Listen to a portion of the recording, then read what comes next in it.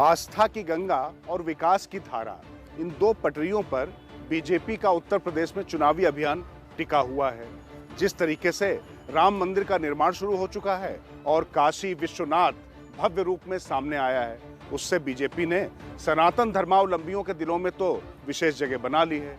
लेकिन कहते हैं ना, भूखे भजन न होए गोपाला, यानी भूखे पेट धर्म समझ में नहीं आता है।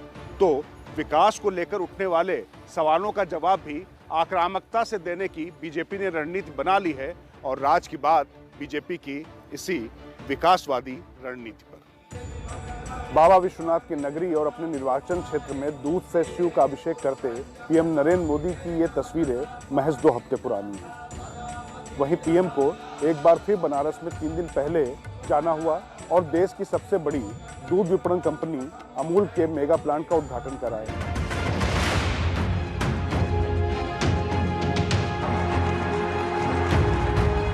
कॉरिडोर से लेकर करोड़ रुपए की लागत से बने अमूल के डेयरी संयंत्र का उद्घाटन सियासी टाइमिंग को देखकर हो रहा है, क्योंकि देश का सबसे बड़ा सूबा उत्तर प्रदेश चुनावी संग्राम का अखाड़ा बन चुका है, जिसमें बीजेपी के योद्धा धर्म और विकास के डबल इंजन के साथ अपनी गाड़ी को सत्ता के स्टेशन तक पहुंचाने में जुटे हैं।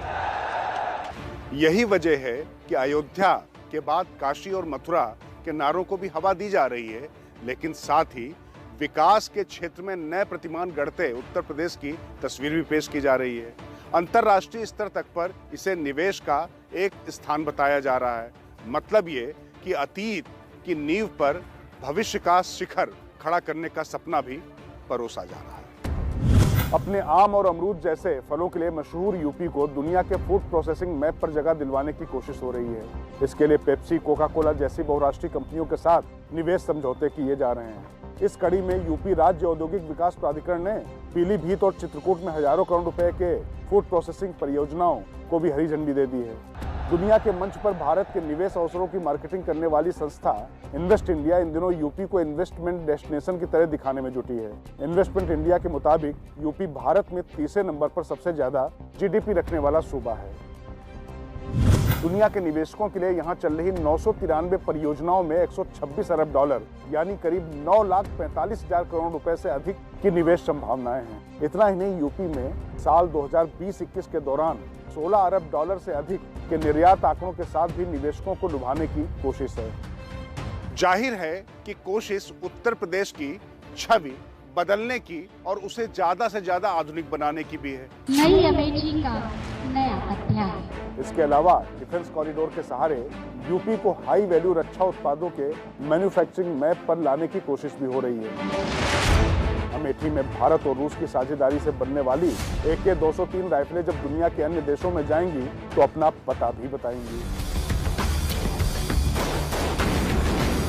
हालांकि यूपी में निवेश के तमाम समीकरणों को बाधित करने में यहाँ सत्ता के समीकरण भी जिम्मेदार रहे हैं। मसलन केंद्र में यूपीए या एनडीए की सरकारें थीं, लेकिन प्रदेश में सपा और बसपा की सरकारें रहीं।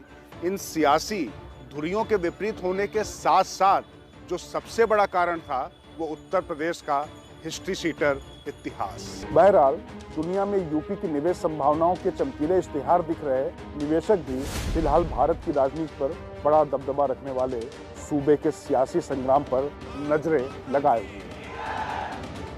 निवेश का चेक साइन करते समय निश्चित तौर पर नजर इस तरफ भी होगी कि सत्ता का ऊंट किस करवट बैठता है, क्योंकि इतिहास गवाह है कि यूपी ने कभी भी एक मुख्यमंत्री को दोबारा मौका नहीं दिया है।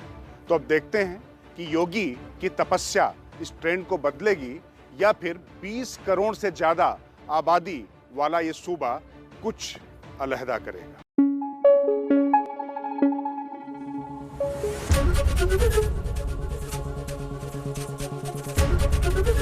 ABP न्यूज आपको रखे आगे।